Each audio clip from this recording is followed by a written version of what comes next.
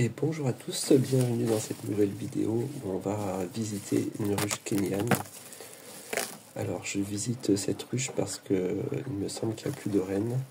La dernière fois j'ai regardé rapidement, j'ai pas vu la reine. Donc aujourd'hui je vais prendre un peu plus mon temps et vérifier si d'une part je vois la reine visuellement ou si je vois des œufs, signe que la reine est toujours dans la ruche. Et donc s'il n'y a pas de reine, je vais vérifier s'il y a des cellules royales. Dans ce cas-là, je n'ai rien à faire. Par contre, si je vois plus d'œufs, plus de reines et pas de cellules royales, il faudra que je prenne un cadre de couvain avec des jeunes œufs dans une autre ruche pour l'amener ici.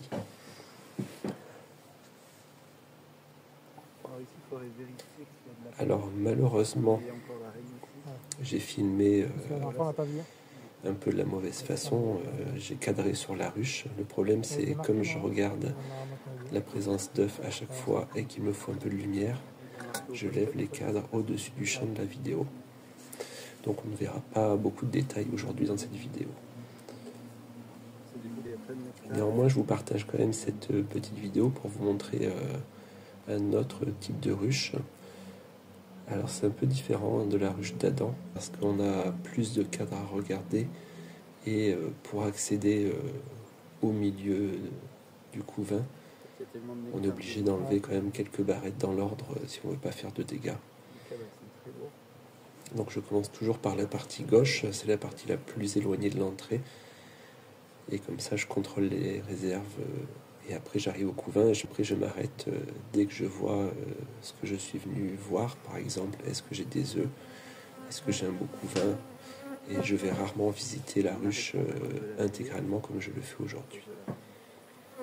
Alors l'un des avantages de cette ruche kenyane, c'est que les abeilles restent beaucoup plus calmes lors des visites.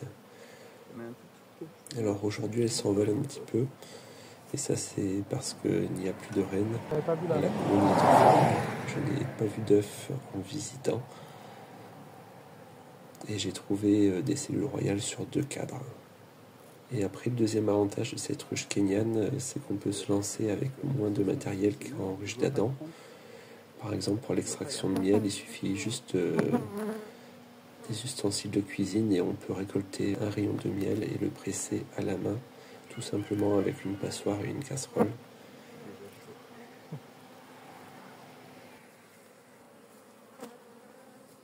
Je vois pas de...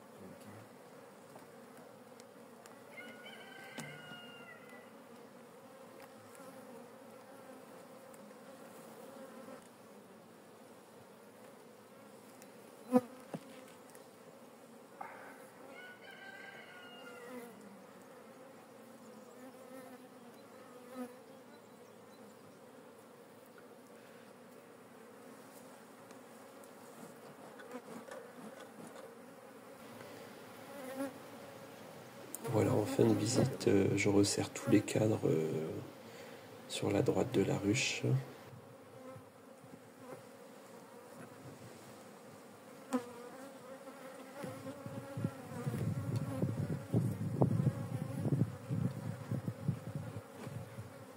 Puis je rajoute une isolation et enfin je referme le toit.